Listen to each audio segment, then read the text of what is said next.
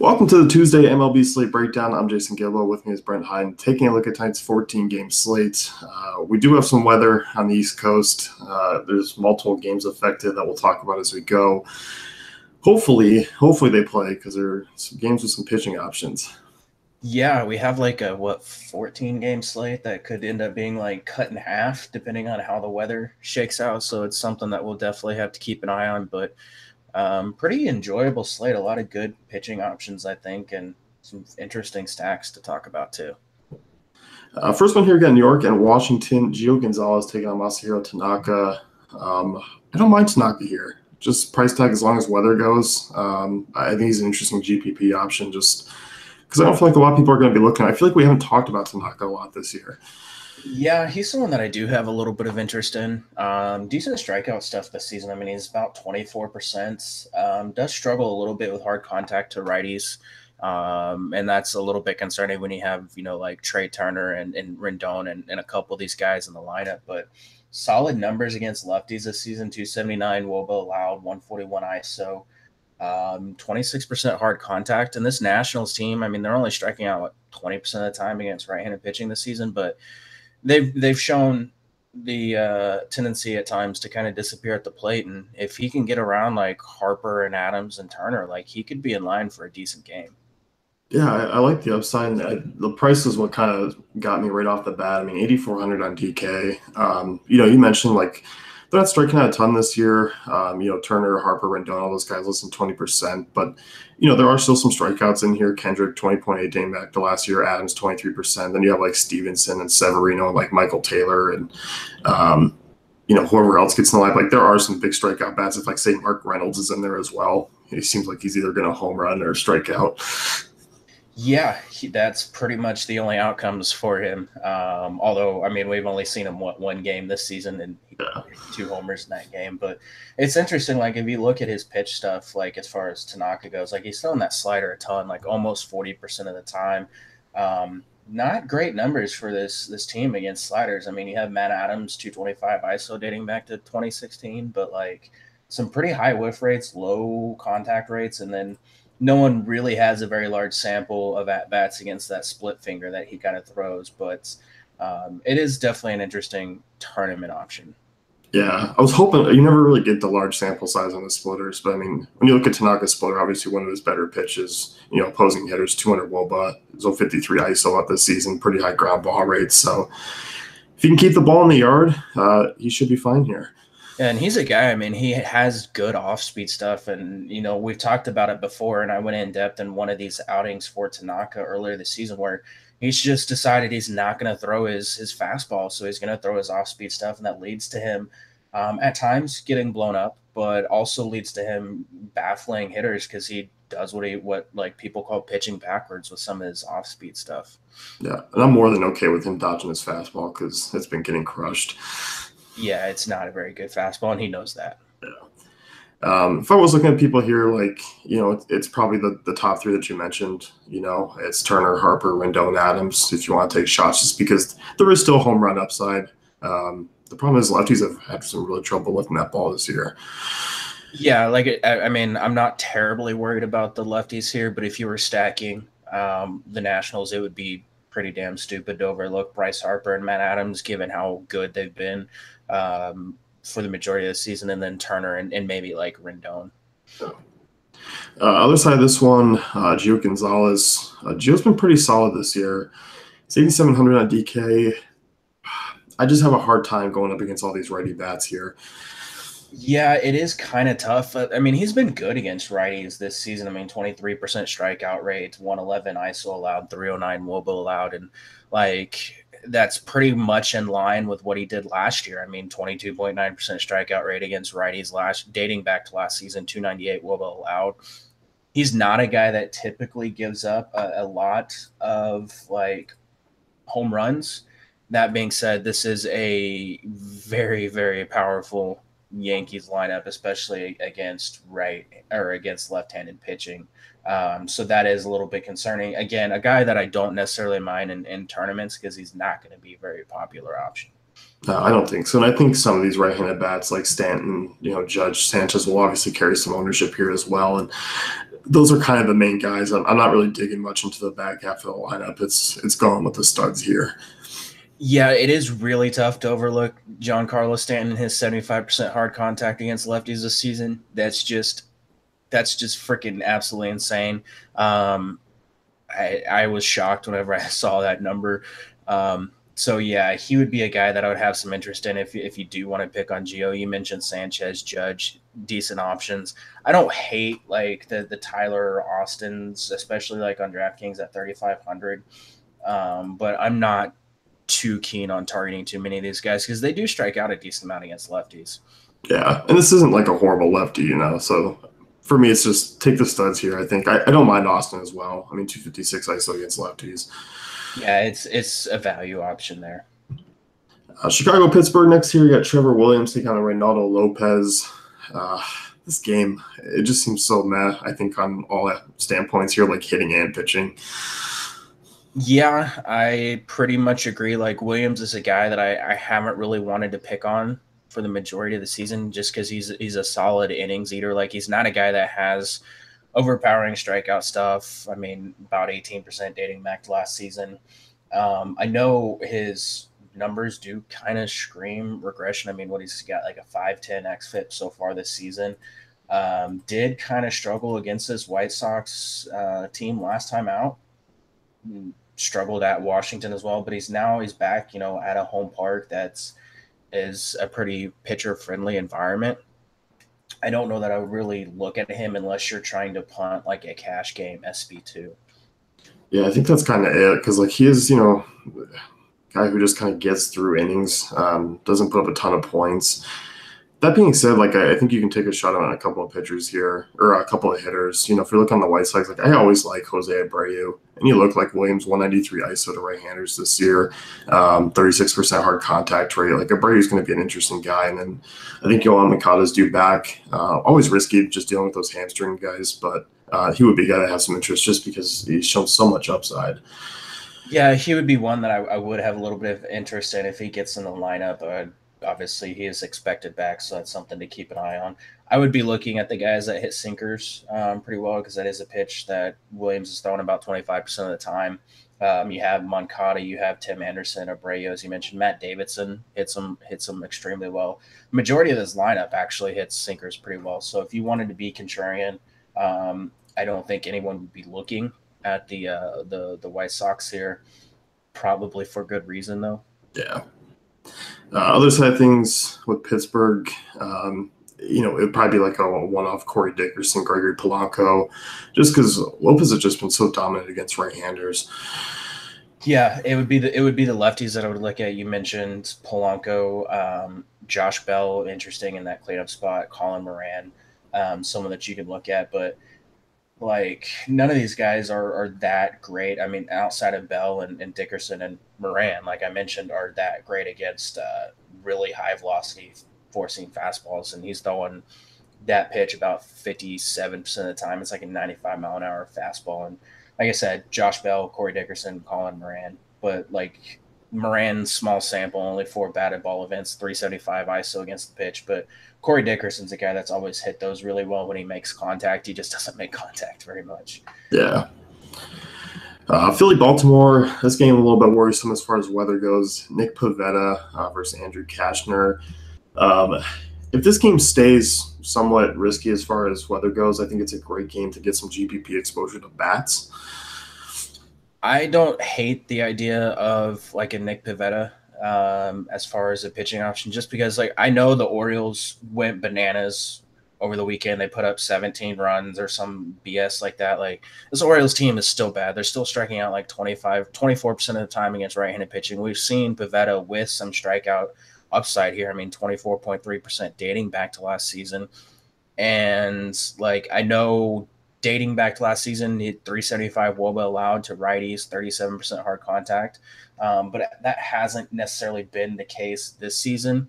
It could be a fundamental thing that he's doing that's helping him as far as limiting the damage that righties are doing. And this is a lineup that can be pretty right-handed heavy. So the weather holds out. I don't hate the idea of Pivetta in tournaments. He's cheap, like you said. I mean, the strikeout upside is definitely there. I mean, against right-handers this year alone, 32.5% against righties for Pavetta. Um, yeah, I don't mind him here. It's just one of those things, weather. And the only guy that I'm really ever looking at from this Baltimore side when they're facing an actual decent pitcher is just Manny Machado. Maybe a Trey Mancini as well. Yeah, if you wanted to ride the larger sample of him struggling against righties, you could roll those two out. I would be more inclined to look at the lefties here because he has been really bad against lefties this season. 361 WOBA allowed, 169 ISO. In the bottom of that lineup, you're going to get like Pedro Alvarez, Jace Peterson, Chance Cisco most likely as value options that you could look at against him. Yeah. Philly side things here. Andrew Kashner, 337 WOBA to righties this year, 200 ISO, 373 WOBA to lefties, 287 ISO. Except for some reason, it doesn't seem that bad. He manages somehow to get through games without just getting like completely rocked some nights. I mean, he's had some like he'll give up like 3 earned runs or something. Yeah. Like he's had a couple like he had 6 against Detroit, 4 against Cleveland, and then it just hasn't been that bad the rest of the season. I don't hate the idea of some Philly bats in the spot. Like they're a stack that I think might be a little bit popular. You could look at Odubel Herrera, who's just been on fire so far this season. Rhys Hoskins, one of these days he's going to stop sucking whenever I play him. I don't know if it's going to happen tonight, but I do like the spot for him too. Yeah, I do too. It's weird. Cashner's been a guy who's pitched 110 pitches 3 times over his last 4 starts.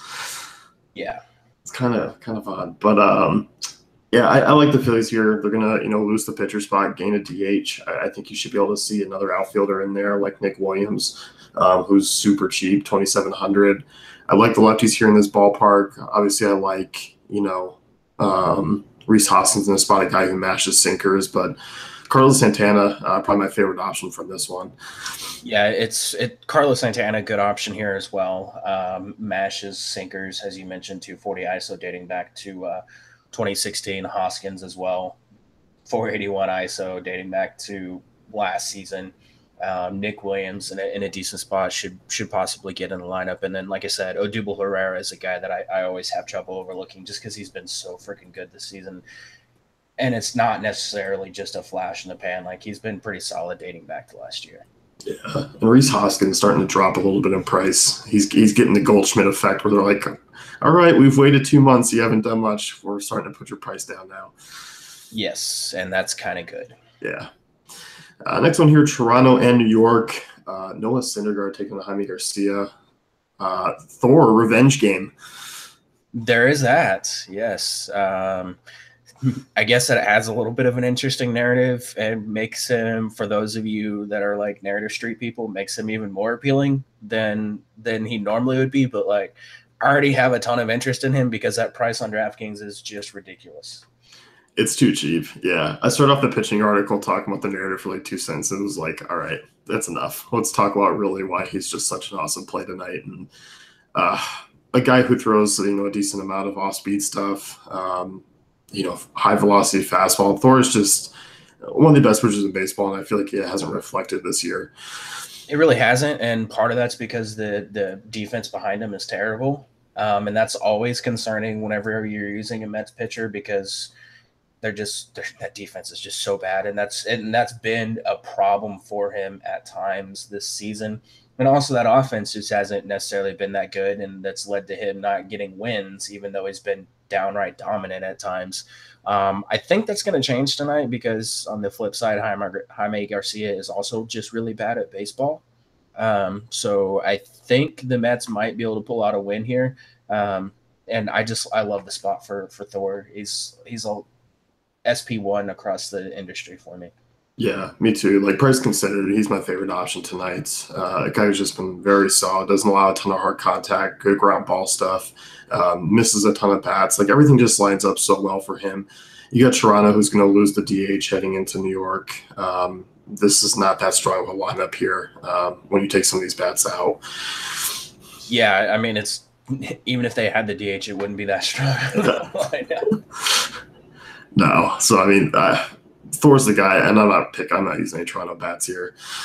No, I'm not either. I will say that I don't know if there's anything behind it, but if people were on Twitter yesterday, they saw the picture of Vlad Jr. at JFK International. This game is in New York. As some people were saying that that picture was old, and I don't know. I didn't really care enough to go do any research to find out, but maybe we see Vlad this series. It could happen. I hope so. I thought something come out where he said he was trolling everyone, but that'd be disappointing. It's not like they didn't have him in the player pool anyway. Well, he is on DraftKings. Oh, good for them. Good for them. So they don't have anyone else that just recently got called up, but he is on DraftKings. It's just something to keep an eye on because he is going to be coming up at some point, and who knows when it's going to happen. Oh, I'm so ready for Vlad. Yeah, if he comes up this series and gets to face off, what are they against? I think Wheeler tomorrow. That would be awesome. Yeah. Mets bats here, all of them super cheap against Garcia. You're going to kill a couple of the platoon guys like Lagares and Flores in the lineup, and those guys are cheap. But even like Cespedes and Asdrubal Cabrera are underpriced. Yeah, like Juan Lagares on FanDuel minimum salary. There's your super chalk like lock of the night that everyone's just going to plug in. Asdrubal Cabrera in the spot, amazing option here. Ahmed Rosario, someone that you definitely want to consider. Tonight he's been really, really good against lefties, and then Cespedes, as you mentioned, dude is injured but is continuing to rake. So, one guy I don't hate, Jay Bruce. Despite the lefty on lefty matchup there. Yeah, he's someone to keep an eye on. Is he going to be activated for this game? I believe so. I thought he was due back this series. Yeah, he's going to rejoin. So we'll have to wait and see if he gets in the lineup. Yeah. But he'd be a guy. I mean, got some decent power against lefties. Yes. Yes, he does. Mets viable options here, all cheap. Next game here, we got Cleveland and Detroit. Josh Tomlin taking on Francisco Liriano. They're bad when you're looking at Detroit as like a top offense, and you look at that lineup and you're like, yeah, I'll still take guys against Josh Tomlin. Yeah, it's an interesting slate when the Detroit Tigers, who have like nobody in their lineup right now because they're all injured, are going to be popular options, but they're all really, really cheap. And Josh Tomlin has been just really, really bad. He continues to be a guy that gives up home runs, fly balls, lots of runs. I do like the spot for the Tigers. Like it's really tough to consider these guys with like Pete Kozma and Nico Goodrum and like Mikey Matuk as like the top options from the side of the game, but I think they're in a good spot here. I think so too. Like I don't mind these guys at all. I'm hoping Nick Castellanos gets back into the lineup. The X-rays came back clean and he was okay. So just a day-to-day thing. So if he gets in, I have a lot of interest. I don't mind like Victor Martinez. He's pretty cheap, a guy who has a couple knocks off Tomlin, as many people do. And even the catcher options I don't hate here. Yeah, I think I put Hicks as the catcher option that I preferred in the stacking article. He would be the guy that I look at, but you're going to get Hicks and McCann in that lineup, so either one would be fine. Like I said, I think I lean Hicks because he profiles a little better in the spot, but I like Pete Kozma a lot as a value shortstop option, especially on FanDuel. He's like 2,600. And then as I mentioned, Nico Goodrum is just really, really cheap, good option. And I think he doubled down yesterday, and I think he had a home run the day before that. So he's been hitting the ball pretty well. Yeah. Jacoby Jones is an interesting outfield option. 203 ISO against righties this year. He's hitting the ball hard. Yeah, he's another guy to look at. I think I mentioned him in the stacking article as well. Okay. Other side of this one, Cleveland. Cleveland was just absolute dud last night. Just on all fronts, him and Carrasco. I don't mind going back to the well here. For some reason, I hate picking on Liriano just because he's so insanely wild. Yeah, I don't have a lot of interest in picking on him. I am a little more interested in the fact that Cleveland's probably not going to be as chalky as they were last night. And you can still look at like Jose Ramirez, who continues to absolutely just match. I mean, hit another freaking home run last night. He now has 3 in his last 4 games. good. It is a good spot for him. Their prices are a little elevated, like DraftKings 5,100 for Ramirez. Lindor is 5,200. Those prices are a little bit tough to pay. I don't hate going with like the Yan Gomes, Eric Gonzalez, Greg Allen options that are going to be a little bit cheaper and probably lower owned because they're going to bat towards the bottom of that lineup. Yeah. And, you know, I mean, a couple like Lindor and Ramirez, they do match up well because they hit sinkers fairly well and make a decent amount of contact. And against sliders, and you know, against sinkers, they obviously hit them well too. Yeah, I mean, they're great options if you want to pay up for them for sure. Yeah. Oakland, Boston. This is another rain game that it looks like it's not going to start on time for sure. Eduardo Rodriguez, I have some interest in if he becomes okay to play.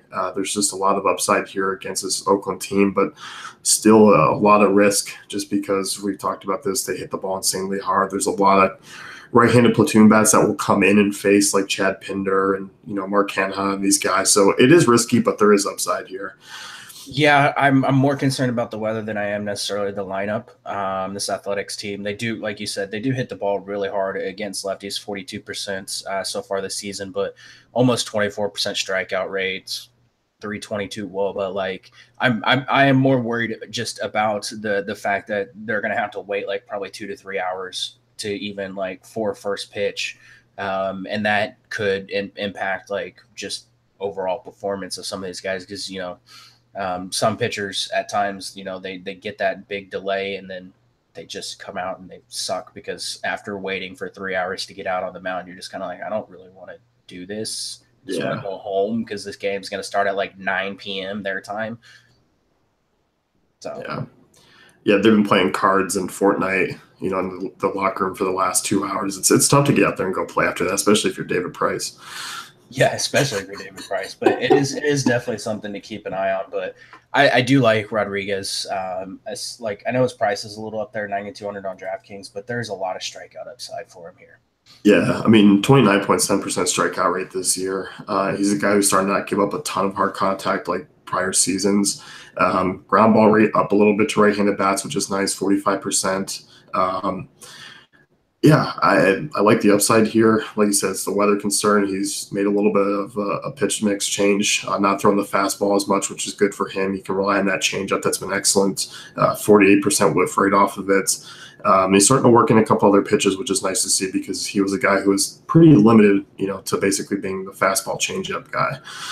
Yeah, now that he's actually like adjusting and throwing some other pitches, it's really worked out for him, and we've seen that come to fruition at least the last couple of games. So yeah, I like him. Probably not a cash guy. Tournaments definitely though. Yeah, I agree. If I was taking anyone against him, you know, because I mean, obviously you can still look at Chris Davis just because the great ballpark, still a lot of power. Chad Pinder, a guy who grades out really well against changeups, he'd be another one. Yeah, Pinder. You mentioned Chris Davis, Matt Chapman grades out really well against him as well. And then like, it's crazy to say, but like Jonathan Lucroy grades out against changeups really well too. And then Marcus Semien as well. Yeah. Red Sox side of things here. You look at Langdon this year, 381 WOBA, 247 ISO to right-handers. For some reason, people have like an appeal with him, and I don't get it at all. Is it the mustache? It's the mustache.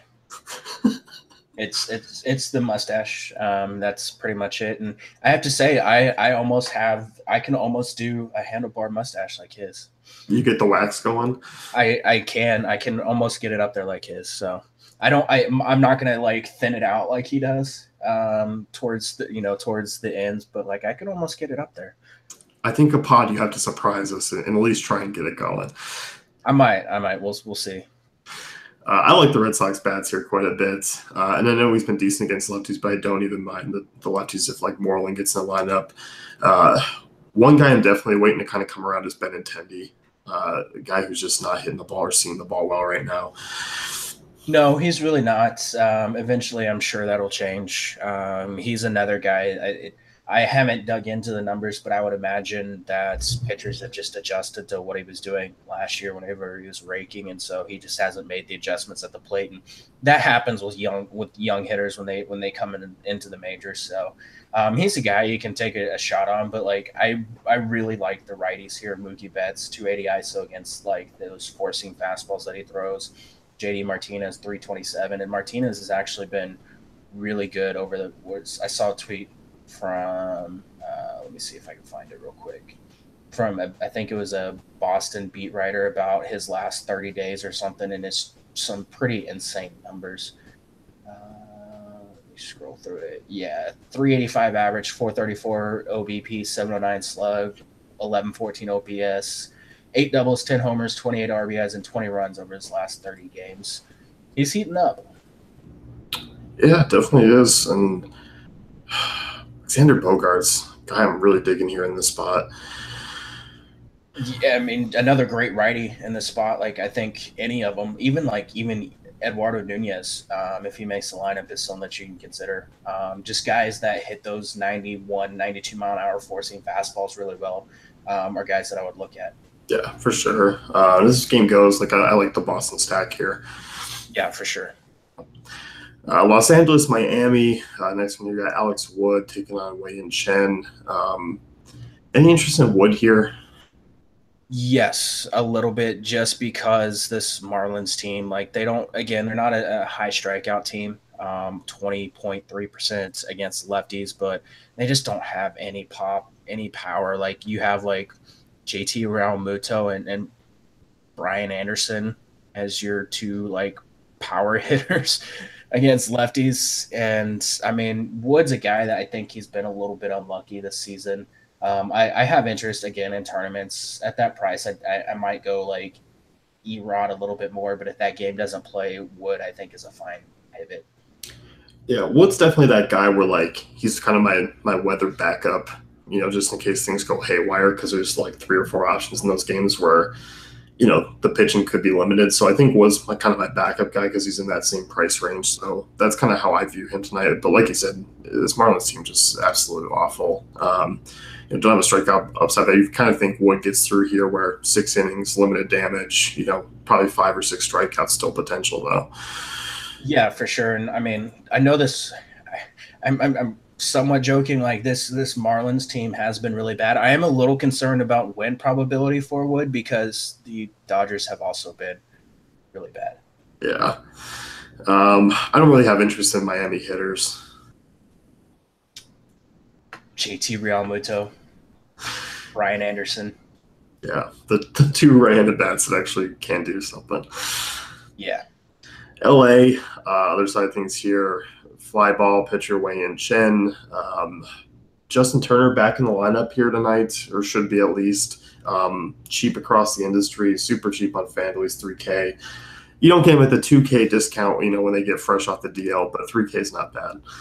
Yeah, FanDuel actually has made slight adjustments now if they can just fix the fact that these guys are all listed as third basemen. And they actually replied to my tweet about how that Forsythe and Turner both coming off the DL and they played third base at times and they just haven't adjusted their positions yet. And I responded with, I'm aware how this works. I need you guys to do a better job of fixing your product before this happens. But there's a lot of good Dodgers in really good spots here. Justin Turner, for one, is in a very, very, very good spot. Assuming he gets activated and makes the lineup, he's my top option here. Just a ton of power against the pitches that Wei Chen is throwing. And this season, Wei Chen, 533 WOBA allowed to righties, 528 ISO allowed. Some pretty insane power numbers there. Do you remember when people thought Justin Turner couldn't hit lefties? Yeah, that was fun times.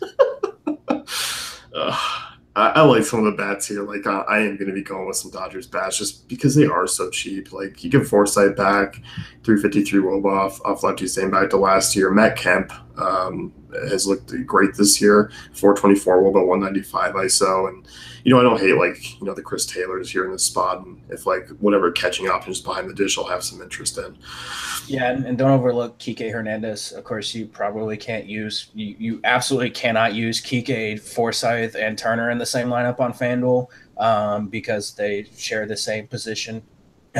Again, just kind of racking on FanDuel here. You can use them on. You can use two of them. No, you can use all three on DraftKings if you really wanted to. So that works out. They're all fairly priced, and then as you mentioned, Taylor's I think the top guy for me from that outfield. And don't overlook Cody Bellinger just because it's a lefty and lefty matchup. Yeah, still big fly ball guy for Chen, and Bellinger. I mean, still 246 ISO against lefties dating back to last year. Yes. Chicago, Atlanta, some scattered storms here. This is typical Atlanta weather during the summer when things start to heat up. We always get the scattered thunderstorms, and usually things end up being okay. Yeah, usually they do, and I hope they end up being okay because I absolutely love this spot for the Braves. They were my top stack in the stacking article. That may be a little bit of my Braves homerism coming out because I'm just really excited that this team is actually good whenever I thought they were going to be terrible.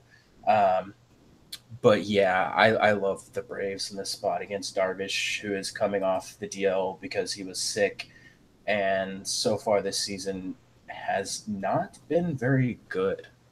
Yeah, don't sell yourself short on the homers. I mean, Darvish has been bad this year. He has good strikeout numbers this year, but that's about it. 222 ISO allowed to righties, 211 to lefties, 369 WOBA allowed to lefties, 340 WOBA allowed to righties.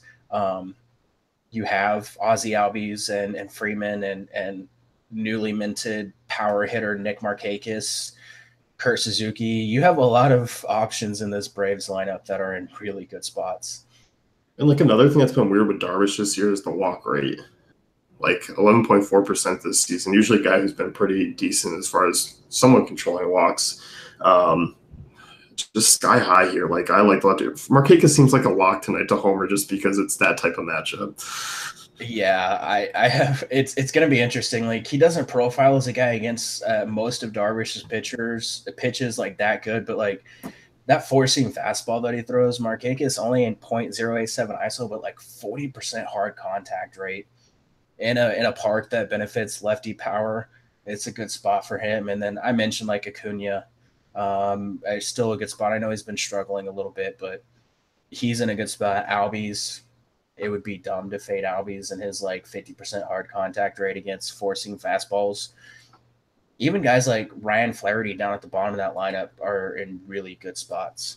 Yeah, they are. And Darvish has been a guy who's pitched in contact a little bit more this year, and it's shown. I mean, 78% contact rate this season. Yeah, and you have a Braves team that's really good at making contact. Yeah. Cubs here against Fultonowitz. I mean, if you want to go back to last year, it's still usually the lefties that do the damage off of him. Although he has given up a lot of hard contact. But there's no doubt I think Fult's been better this season. He has been a little bit better. The hard contact to both sides of the plate is a little concerning. 40% this season to righties, 37.7 to lefties.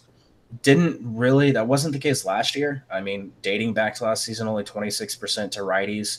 I would be looking at the lefties here. Obviously, Zobrist, Rizzo, Schwarber. I would like to see Schwarber bat a little bit higher, but that might keep ownership down if he's down towards the bottom of that lineup.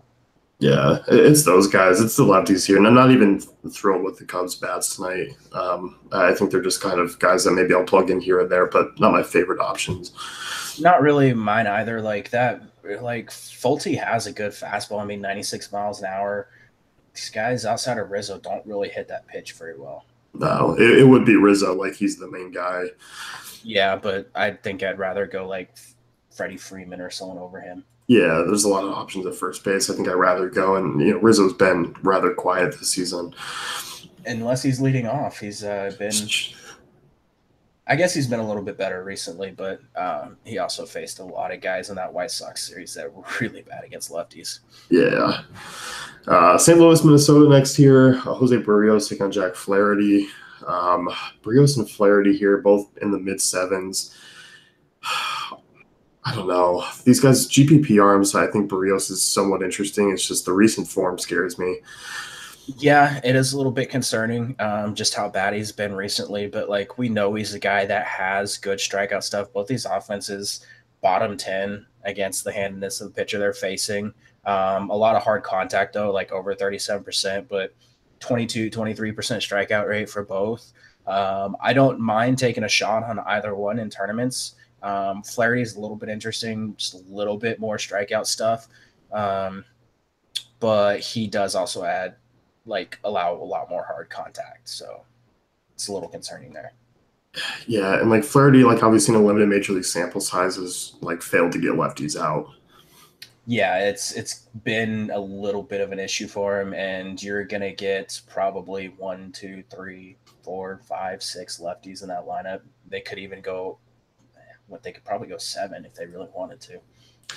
Yeah, they could. I kind of like a Twins lefty stack here in a contrarian sense because I don't think a lot of people are going to go here. But like the Kepler, Escobar, Rosario, like Logan Morrison is interesting here. Yeah, I don't hate Lomo. Like, I still think like Joe Mauer is a guy that's always going to be interesting to me. Like, again, he's not a power option, but he just does such a good job of just getting on base. And if the lefties behind him are going to do their job, then that bodes pretty well for him. Yeah. So I mean, Twins are interesting here. I definitely would have more interest in Barrios, I think, over Flaherty and GPPs. Yeah, I mean, I guess it's just either one. It is really kind of tough to narrow down which one you want the most interest in. But if for some reason they don't roll out a bunch of lefties, then I would be leaning more Flaherty. Yeah, I agree there. Anyone on the Cardinal side stand out to you? Tommy Pham. It's a pretty good spot for him. Jose Martinez. I don't hate those options, but I don't know, not anyone that I'm terribly in love with there. No, and I feel like this is a spot where Barrios can use that curveball, lean on a little bit more because outside of Carpenter, no one on this team really hits curveballs that well, and Carpenter has just been god awful this year. Yeah, he has. It's been really depressing, but I don't like. I know Jed Jerko, not a guy that we typically love against right-handed pitching, but if Barrios does struggle with that fastball and he does throw it a little bit too much against 93, 94 mile an hour forcing fastballs, 316 ISO dating back to 2016 against the pitch. It's pretty good. Yeah. Yeah, like the fastball scares me. Like if you look at the fastball, you're like, oh, I'm jumping all over these St. Louis bats. And then you look at some of the off-speed stuff and you're like, oh, wait. Yeah, I mean, Ozuna hits that curveball pretty well. Paul DeYoung, shockingly, hits that curveball pretty well. That'd be about it from that. It's just a matter like if he's actually going to throw that stuff tonight. Yeah. Tampa Bay, Kansas City, Ian Kennedy taking on Anthony Banda here. Banda 5,500, we've seen this guy before at times, a guy that's, a decent prospect. I'm not going here, though. I think he's going to be a popular value option. If it looks like he's going to gain ownership tonight and you want to roll him out in cash games because you need the value, I think you can. I don't know that I would really want to, though. Like, lefties have hit him pretty hard. Actually hit him hard. It hasn't come to fruition, but almost 38% hard contact, 235 WOBA. Very low strikeout rate to lefties. Righties, though, 384 WOBA allowed, 40% hard contact dating back to last season. Again, we're talking a very limited sample. I mean, it's 25.2 innings. Still a little bit concerning because you do have some guys in this Royals lineup like Merrifield, Soler, Salvador Perez that do hit lefties pretty well. I just don't like playing pitchers that wear glasses.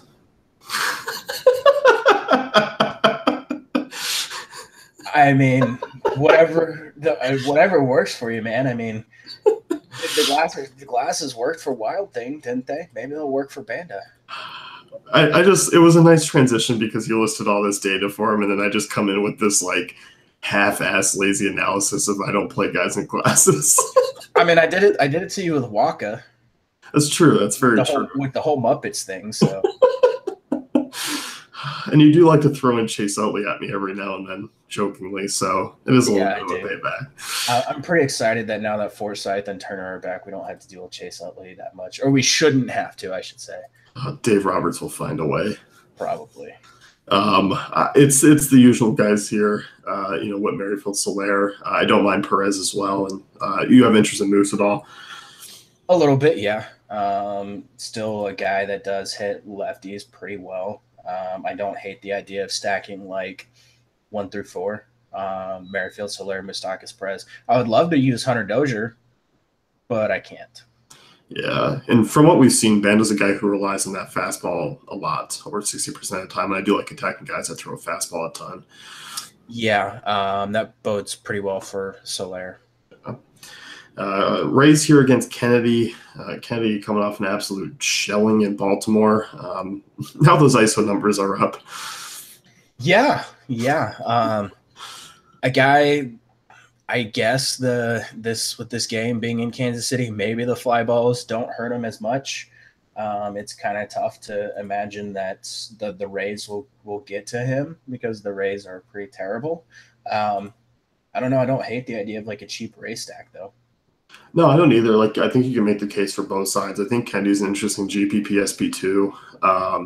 Just because, like you said, Kauffman, decent stadium for Kennedy to pitch in here. There are some strikeouts. We've seen Kennedy have, a couple decent games. He's just one of those boomer bust guys. So I'm probably leaning on Kennedy a little bit more just because it's a 14-game slate and I kind of like some other bats, but I can get behind the Rays as well.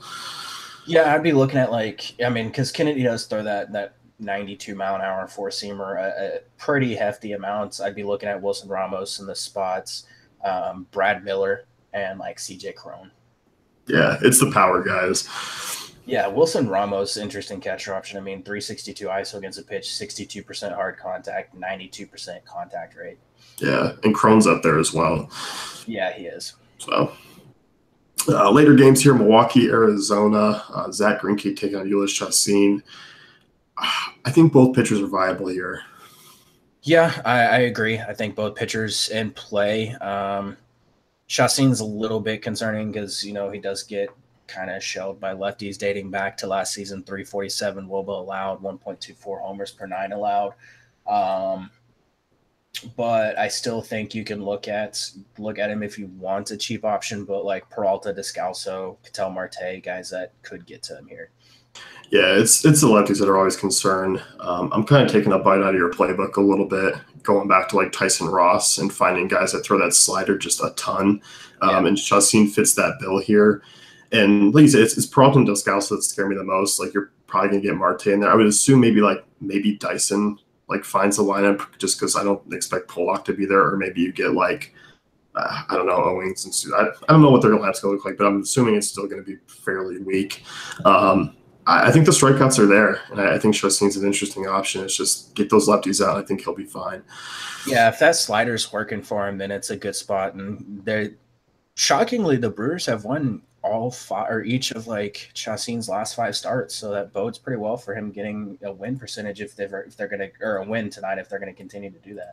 Yeah, like his last few games, like in Coors, 18 DK points against Pittsburgh, 16. He had -2 against the Reds. 15, 23, 10. Like, he hasn't had awful starts outside of that Reds one. Yeah, that Reds one's the only real bad one. Yeah, so a reasonable option here for a cheap guy. Definitely a GPP guy. Yeah, he's always going to be a GPP guy. Greinke, a guy who continues to kind of dance around with the low velocity here, relying on that secondary stuff. I wrote about him in the pitching article a little bit more about what his changes and stuff like that. So I don't mind him here. He might be a guy that I like more of if like weather starts to like really drown out some of those East Coast pitching options.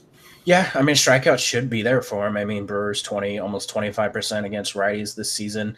Hard contact numbers are a little concerning, 35% for the Brewers so far this season. And Greinke, a guy at 36% hard contact to righties, 37% to lefties dating back to last year, but it hasn't necessarily punished him.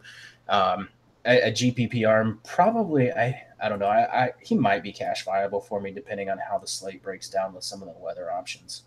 Yeah, same here. Like, I think obviously Thors are going to be your guy that you look at the most. But, if for some reason the weather starts to look iffy for Thor, like, I think I'm going to make that pivot to Grinky. There's just so many whiff rates against like changeups and sliders and stuff in this lineup that I really like. And Ryan Braun might be out of the lineup. You get another outfielder with some strikeout upside as well. Yeah, if Braun is out of this lineup, I do like it a little bit more. Just because I mean he's thrown that changeup a decent amount, almost 30%. And there's just not anybody that really hits that pitch very well outside of Shaw and Braun and Hernan Perez. But like you take Braun out of that lineup, and that makes pretty weak. Like Shaw would be the one guy that I think I would worry about most if Braun is out. Yeah, I agree there. If you want to take a shot in GPPs, it probably is Shaw. Yeah, I guess Yelich is a little bit interesting, just because the velocity is down on that four seam, and Yelich does hit those low velocity four seamers pretty well. Houston, LA next year. Garrett Cole, 13.9 on DraftKings. Jamie Barria, 5.4. Garrett Cole obviously been amazing this season as far as strikeouts go. Are you doing basically 14K here against the Angels? Probably not. No. Yeah, I'm not either, especially with Thor 4K less. Yeah. Now, like if weather shakes out and for some reason some of these games aren't able to go, I might be more willing to do it if I'm just like kind of trying to like if that Mets game isn't able to go, then I would probably look a little bit more towards Cole or Greinke.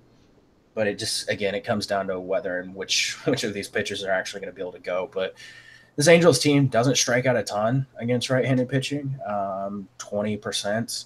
But we did see them struggle against Cole the last time they faced off. He wasn't able to get the win in that game, but I mean, only gave up 2 earned runs, struck out 8. You flip that, and maybe if they can get the win, that gives him, a much better performance. So I don't hate the idea. It's just that price is tough to pay. Yeah, it is. And I mean, this guy who's been above, 25 fantasy points, and, for the last 5 starts, he just missed that one against, Los Angeles. Like I said, it's a weather thing. I mean, obviously, got 41% strikeout rate. Like, he's deserving of this price, I guess, with what he's done. Yeah, it's fine. Price considered, I'm going to go some other directions. Yeah, I mean, it's definitely tough to pay that price. Like, what is he on FanDuel? He's much better. I mean, 11.8 on FanDuel. Again, it's a price thing. I have no issue with using him. I have no issue with him in general. It's just that price is tough to pay. Yeah. I don't have interest in LA bats, do you? I mean, Trout and Upton would be the guys that I would maybe use, but like I'm not forcing them into my lineup. No. Houston side things, coming off a down night last night. Berge is a guy who's definitely interesting here. They've had down nights like over half the nights this season. Like, I actually went back and looked because I was comparing like, because you know how Vegas is always just giving them like 4.5 runs no matter who they're facing. Yeah. Like, I actually went and looked, and 54% of their games this season they've been 4 runs. They've actually been 4 or fewer runs scored. It's kind of interesting. Like, I know this Astros team still has a lot of really good hitters. 22% strikeout rate against righties this season. Hard contact numbers are down like 31%. That's pretty low. Whenever you think about the guys that should be just raking, like Correa, Altuve, Springer, these guys that you think have a lot of power just haven't shown it that much this season. I don't hate Barria in tournaments as a value option, just because we have seen this Astros team be really bad at times. In this lineup, I mean, there still are some strikeouts in it. Yeah, there definitely are. I mean, against you're going to get Correa 24% this season, Marwin if he makes the lineup 23%, and then obviously Derek Fisher if he makes the lineup is a high strikeout guy. Yeah. It's guys like Reddick and Gurriel I think I have the most interest in as far as the Houston bats go, just because they hit sliders at a decent rate, which is something that he's shown to throw a decent amount, about 30%. Yeah, those would be the guys that I look at, and then yeah, it's Reddick. Yeah, I do really like the spot, I think, for Reddick as like a one-off guy. Yeah, but overall, I don't expect a lot of offensive production in this game. We say that they're going to do what the Orioles did over the weekend and put up 17 runs. Yeah. Next one here, you got Seattle, Texas. Mike Leake taking on Mike Minor. Mike Leake, you're the worst. I hate everything about Mike Leake. I know. Just look at him. He's glaring back at me like you stacked against me and you lost. Yeah. I want to like some Texas bats here. I would love to like some Texas bats in this spot because Mike Leake is not a good pitcher. Unfortunately, this Texas offense is not good.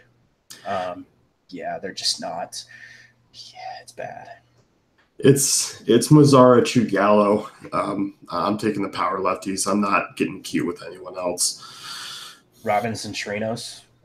Interesting. I mean, this just this season alone, League 270 ISO allowed to righties.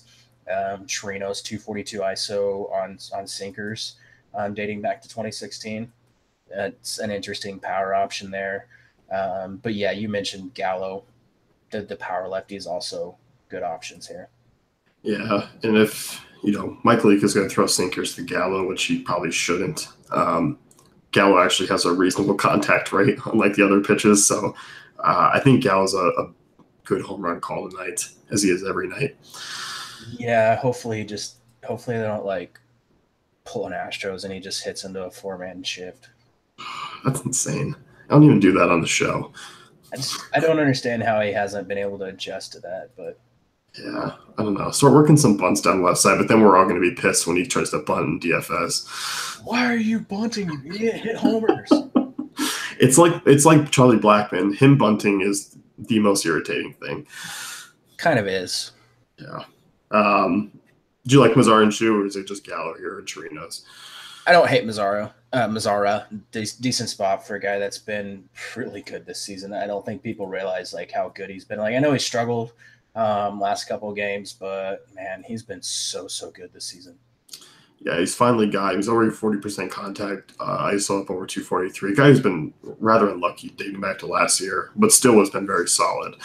Yeah, for sure. So Seattle side things here against Mike Minor. Minor's been struggling a little bit of late. I don't mind some of these right-handed bats. It's Ryan Healy, Haniger. I think I might fade Nelson Cruz, which sounds crazy. I'm tired of Nelly Cruz like playing him against the lefty and it just not working out. And like I would if I fade him tonight, like I know he's gonna hit like 2 homers. And that's going to be disappointing. But like, I think I prefer Zunino, Healy, Haniger in the spot over Cruz. Don't overlook like Guillermo Heredia down towards the bottom of that lineup. I actually like the bottom of that lineup stack a little bit more. Yeah, I do too. Like you can kick it off with like Healy and Zunino, right? Like these guys are intriguing options. And Minor's a guy, starting to struggle a little bit more. The hard contact is up, and there's definitely some home run potential. There is home run potential from several guys in this lineup. As I mentioned, I think the guys towards the bottom are the ones that I prefer the most. But Zunino, man, continues to rake. And if like I know he doesn't have good contact numbers against like sliders, but man, 246 ISO against the pitch dating back to 2016. Haniger 284. Gordon Beckham makes the lineup 217 ISO against sliders. That's actually decent numbers for him because he's not very good at baseball. No, I think he cracked the lineup yesterday. Yeah, he did. Cincinnati, San Francisco.